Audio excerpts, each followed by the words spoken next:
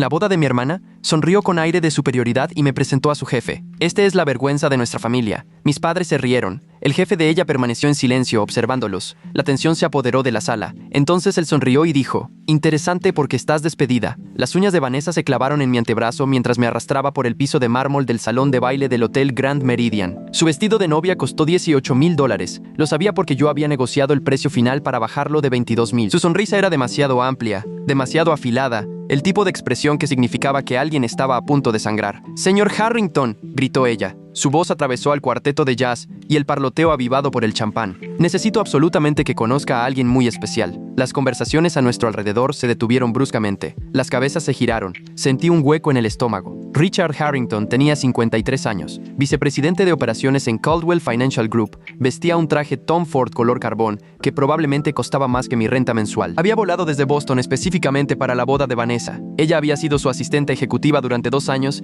y no paraba de hablar de lo importante que era él y de lo prestigioso que era su puesto. «Este es mi hermano Elliot», anunció Vanessa. Su voz rebosaba dramatismo. «La vergüenza de nuestra familia». Las palabras cayeron como un golpe físico. Un calor me subió por el cuello. Ella se rió. Una risa aguda, cruel, ensayada. Todavía soltero a los 38. Todavía trabajando en una pequeña consultoría que nadie entiende. Seguimos esperando que algún día llegue a ser algo, pero se encogió de hombros. El gesto fue devastador en su indiferencia. Algunas personas simplemente nunca resuelven su vida. Mi padre soltó una risita desde su asiento en la mesa principal. Dejamos de esperar mucho de Elliot hace como una década. Mi madre se cubrió la boca, riendo tontamente como si Vanessa hubiera contado el chiste más gracioso que jamás había oído. Al menos tenemos una hija exitosa. Me quedé paralizado. Mis manos temblaban a mis costados. 38 años de ser invisible, de ser el callado que se encargaba de todo mientras Vanessa se llevaba el mérito. Y ahora esto, humillación pública en su boda. La boda que prácticamente yo había planeado. Pero el señor Harrington no se rió. Se quedó perfectamente quieto, con una copa de champán a medio camino de sus labios. Sus ojos se movieron de Vanessa a mis padres. Luego se posaron en mí. Su expresión era indescifrable, tallada en granito. «Elliot», dijo en voz baja. El silencio era absoluto. «¿Qué tipo de consultoría haces?». Parpadeé sorprendido de que me hablara. «Consultoría financiera, reestructuración corporativa. Ayudo a pequeñas y medianas empresas a evitar la bancarrota cuando están en crisis». «¿Cuánto tiempo llevas haciendo esto?». «14 años». Él asintió lentamente. Dejó su champán sin beber. «Fascinante». Se volvió hacia Vanessa. Toda la calidez se escurrió de su rostro como agua a través de un cristal roto. «Vanessa, necesito verte en mi oficina el lunes a primera hora. 8 de la mañana en punto. No llegues tarde». Se levantó, se ajustó las mancuernillas y caminó hacia la salida sin decir una palabra más. El silencio era sofocante. La sonrisa de Vanessa titubeó. La confusión cruzó su rostro. Mis padres intercambiaron miradas. La frente de papá se arrugó. La boca de mamá quedó ligeramente abierta. Nadie entendía lo que acababa de pasar. Yo tampoco. Me disculpé 20 minutos después, alegando un dolor de cabeza, y conduje a mi pequeña casa en las afueras de Riverside. Mis manos todavía temblaban en el volante. Había sido el sol invisible desde que tengo memoria. El callado. El que no necesitaba atención, el que no exigía elogios. Simplemente resolvía las cosas mientras todos los demás se llevaban el protagonismo. Vanessa era 4 años menor, pero siempre había sido la estrella. Protagonista del club de teatro, reina del baile, beca completa para la Universidad de Boston. Mis padres tenían su foto en cada habitación. Vanessa en la graduación. Vanessa en su primer día en Caldwell Financial. Vanessa recibiendo un premio de la Cámara de Comercio. Mi propio título universitario obtenido mientras trabajaba en 3 empleos me valió una tarjeta de felicitación que mi madre olvidó firmar. 3 meses antes de la boda, Vanessa había llamado pidiendo pequeños favores. «Elliot, necesito que te encargues de algunos problemas con los proveedores. Eres bueno para esas cosas aburridas de logística». Los pocos problemas con los proveedores se convirtieron en negociar con 12 proveedores diferentes, comparar presupuestos y descubrir a una empresa de catering que intentaba cobrar por servicios que no había prestado. Descubrí a la florista tratando de cobrar $900 de más. Renegocié el contrato del lugar, ahorrándole $4,200 en el depósito. Cuando olvidó su chequera 2 semanas antes de la boda, adelanté $3,000 para asegurar al fotógrafo. Prometió pagarme de inmediato. Nunca lo hizo. Mis padres la elogiaban sin cesar. «Vanessa es tan organizada, está manejando esta boda maravillosamente, tan profesional». Ni una sola vez mencionaron mi nombre. En la recepción, me habían sentado en la mesa 14, arrumbado en la esquina del fondo, cerca de las puertas de la cocina, rodeado de primos lejanos que había visto tal vez 2 veces. Vanessa se sentó en la mesa principal con su nuevo esposo, Connor, mis padres y la familia de Connor. Yo era una ocurrencia tardía, un relleno, la vergüenza. El lunes por la mañana, llegué a mi oficina, una modesta suite en un edificio profesional que compartía con un agente de seguros y un contador público, para encontrar un Mercedes C-Clase S negro en el estacionamiento. Richard Harrington salió, llevando un portafolio de cuero. Llevaba un traje azul marino, su expresión seria. Señor Chen, dijo, caminando hacia mí. ¿Tiene tiempo para hablar? Lo dejé entrar. Mi oficina era pequeña pero profesional. Escritorio limpio, archivadores, credenciales enmarcadas en la pared, licenciatura en Economía de la Estatal, un MBA de Northeastern, 14 años de testimonios de clientes. Miró a su alrededor con lo que parecía ser un respeto genuino. ¿Recuerda un negocio de muebles de hace unos 12 años? Preguntó, sentándose frente a mi escritorio. Harrington Home Furnishings en Hartford. El nombre me golpeó como un tren de carga. Lo recuerdo. El dueño era un hombre mayor, quizá de unos 40 y tantos, a punto de perderlo todo. Ese era yo. Puso el portafolio sobre mi escritorio. Hace 12 años estaba ahogado en deudas. Mi padre acababa de morir y me había dejado un negocio que se desangraba de dinero. Estaba a 2 semanas de la bancarrota. Entonces un joven entró en mi tienda, revisó mis libros sin cobrarme un centavo y me dijo exactamente lo que estaba haciendo mal. Sentí un nudo en la garganta. Usted pasó 6 semanas trabajando completamente gratis. Cuando intenté pagarle, dijo que no podía aceptar dinero de alguien que le recordaba a su abuelo. Hizo una pausa. Usted salvó mi negocio, Elliot. Vendí esa tienda 3 años después por suficiente ganancia para obtener mi MBA y construir mi carrera. Todo lo que he logrado comenzó porque un extraño decidió ayudarme cuando no tenía ninguna razón para hacerlo. Había olvidado Harrington Home Furnishings. Había sido uno de mis primeros clientes cuando apenas empezaba. Todavía idealista, todavía pensando que el trabajo duro y ayudar a la gente me ganarían respeto. Cuando tu hermana te presentó en la boda, continuó Harrington.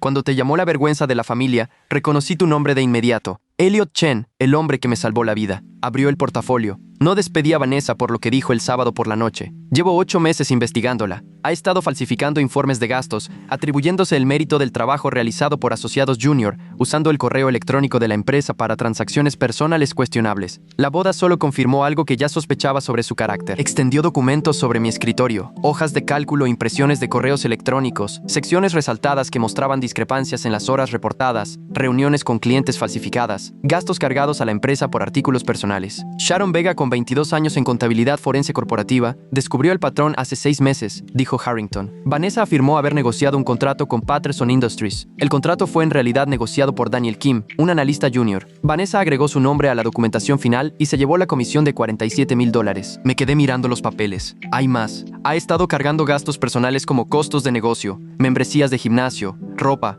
unas vacaciones a Turks y Caicos que afirmó ser un viaje de desarrollo de clientes. En total, aproximadamente $83,000 en cargos fraudulentos durante 18 meses. ¿Por qué me dice esto? ¿Porque te estoy ofreciendo un puesto de consultor? Estamos reestructurando nuestras operaciones subsidiarias, 3 compañías con ingresos combinados de 40 millones. Necesito a alguien en quien confíe, alguien con integridad. Deslizó un contrato sobre el escritorio. Un proyecto de 6 meses, $200,000. No podía hablar. Hay una cosa más, dijo Harrington con cuidado. Durante la investigación, Sharon notó patrones inusuales en las finanzas personales de Vanessa, grandes depósitos de cuentas compartidas con tus padres. Si yo fuera tú, investigaría cualquier acuerdo financiero familiar con mucho cuidado. Pasé la siguiente semana revisando documentos antiguos, estados de cuenta bancarios que había guardado de la universidad, cartas de mi abuelo antes de morir. Y finalmente, la verdad. El fondo para la educación de mi abuelo contenía $95,000 cuando murió hace 16 años. El testamento especificaba que se dividiera en partes iguales entre sus 2 nietos, $47,500 cada uno. Vanessa había recibido su cantidad completa. Pagó toda su educación universitaria, su apartamento en Boston, su primer coche. Mi parte había sido invertida por mis padres en un negocio que no funcionó. Nunca me lo dijeron. Pasé 10 años pagando préstamos estudiantiles, préstamos que solo tuve porque me habían robado mi herencia. Los registros bancarios eran claros. Mis $47,000 habían sido retirados por mi padre y luego transferidos a la cuenta de Vanessa 3 meses después. Ella se había graduado sin deudas mientras yo trabajaba en 3 empleos y cenaba ramen 6 noches a la semana. Me senté en mi oficina mirando los documentos hasta que mi visión se nubló. 2 semanas después de la boda, Vanessa llamó. Su voz era dulce, desesperada. Nada que ver con la crueldad de la recepción. Elliot, tenemos que hablar. Esto del señor Harrington es un malentendido. Ya sabes cómo estas investigaciones corporativas exageran las cosas. Ah, ¿sí? Solo diles que te ayudé con algunos de esos informes, que colaboramos. Somos familia, Elliot. La familia se protege. Me llamaste la vergüenza de la familia delante de 100 personas. Era una broma. Por Dios, qué sensible eres. Solo intentaba ser graciosa. Graciosa. Mira, si no me ayudas, esto podría destruir toda mi carrera. Están hablando de cargos criminales. Elliot,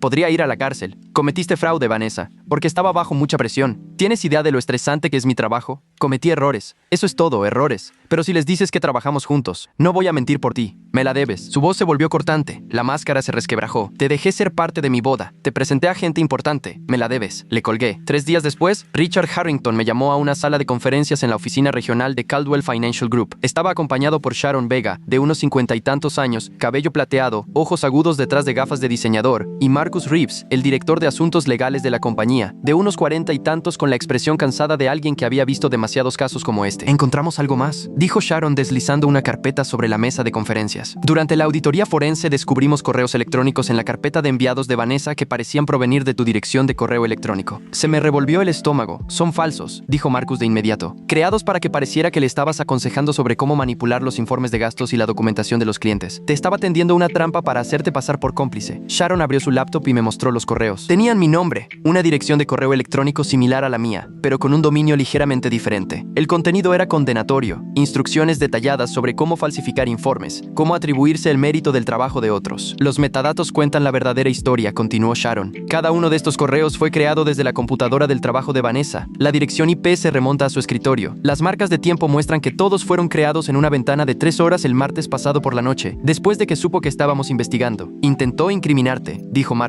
Si esto hubiera funcionado, estarías enfrentando cargos criminales junto a ella. No podía respirar. Mi propia hermana había intentado destruirme para salvarse. La audiencia de la compañía se celebró un viernes por la tarde. No era necesario que asistiera, pero Harrington me invitó a observar desde una sala contigua con un cristal unidireccional. Vanessa estaba sentada frente a un panel de 4 ejecutivos. Harrington, el director financiero, el director legal y la jefa de recursos humanos, una mujer llamada Patricia Carmichael con 28 años de experiencia en investigación corporativa. Presentaron las pruebas metódicamente, los informes de gastos falsificados, el trabajo robado, los correos electrónicos fabricados, los metadatos que probaban que ella misma los había creado. Vanessa intentó encantarlos, intentó llorar, intentó enojarse. Nada funcionó. Vanessa Chen, dijo Patricia Carmichael con voz fría y profesional, queda despedida con efecto inmediato. La compañía buscará la restitución total de los gastos fraudulentos, que ascienden a $83,000. También informaremos de este asunto a las autoridades para una posible persecución penal. No pueden hacerme esto. Vanessa se puso de pie, con el rostro enrojecido. Mi familia tiene contactos, mi padre. Tu padre no tiene contactos que importen aquí, dijo Harrington en voz baja. Se acabó, Vanessa. Seguridad te acompañará a la salida. La vi irse por un ascensor trasero con un guardia de seguridad a cada lado, llevando sus objetos personales en una caja de archivo. Esa noche llamé a mis padres por primera vez desde la boda.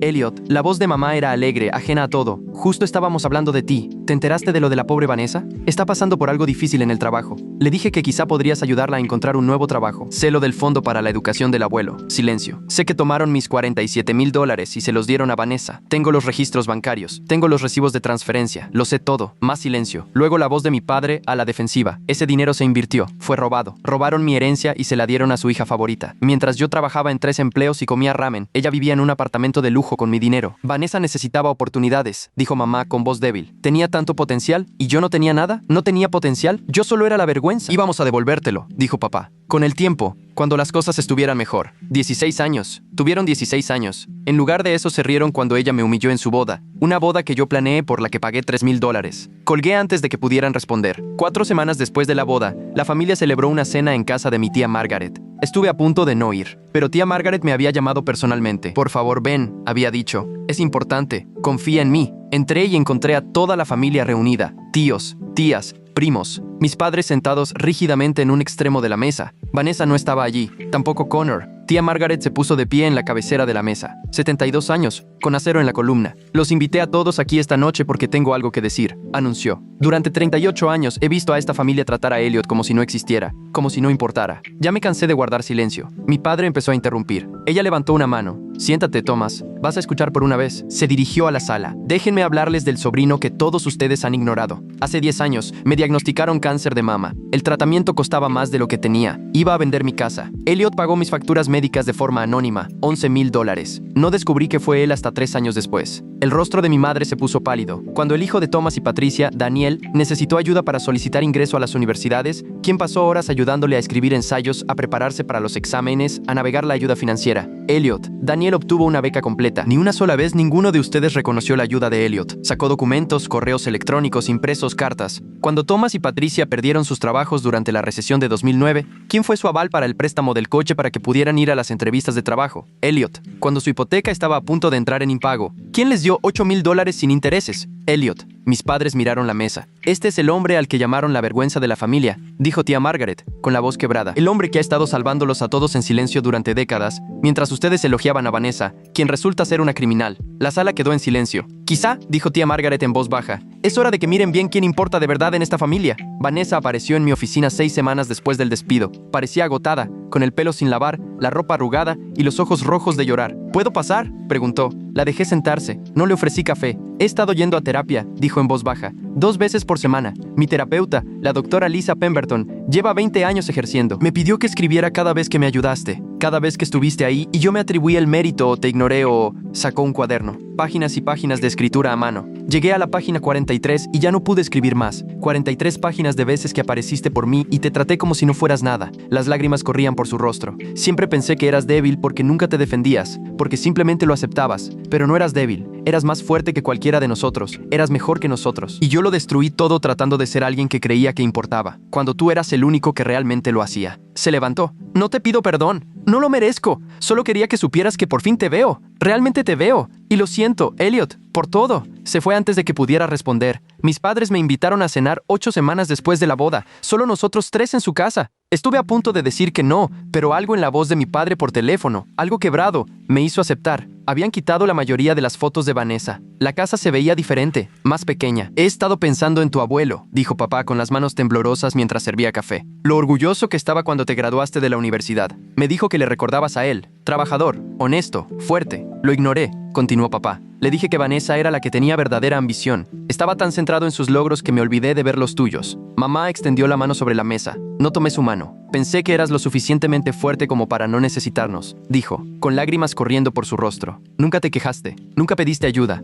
Me dije a mí misma que eso significaba que estabas bien, que no necesitabas una madre como la necesitaba Vanessa. Pero me equivoqué, sollozó. Sí me necesitabas, nos necesitabas a los dos. Y te fallamos por completo como padres. La voz de papá se quebró. Robé tu herencia porque pensé que Vanessa la usaría mejor, porque creía que ella era más importante. He pasado 16 años diciéndome a mí mismo que fue la decisión correcta. Fue lo peor que he hecho en mi vida. Se quedaron allí sentados, destrozados y llorando. Y no sentí nada. Luego, algo. No, perdón. Todavía no. Pero quizá la posibilidad de que algún día lo hubiera. Necesito tiempo, dije. Años probablemente. Necesito que entiendan que ya no soy la vergüenza. Nunca lo fui. Simplemente no quisieron verme. Te vemos ahora, susurró papá. Por fin. Y eres extraordinario. 6 meses después de la boda, Richard Harrington y yo lanzamos un programa a través de Caldwell Financial Group que ofrecía servicios de reestructuración pro bono a pequeñas empresas en crisis. Lo llamamos la iniciativa Segunda Oportunidad. El primer negocio que salvamos fue una panadería familiar en Hartford que me recordó a Harrington Home Furnishings. La dueña lloró cuando le dije que la consulta era gratuita. ¿Por qué me ayudaría?, preguntó. Porque alguien me ayudó una vez, le dije. Y estoy devolviendo el favor. Cuando el periódico local escribió sobre la iniciativa,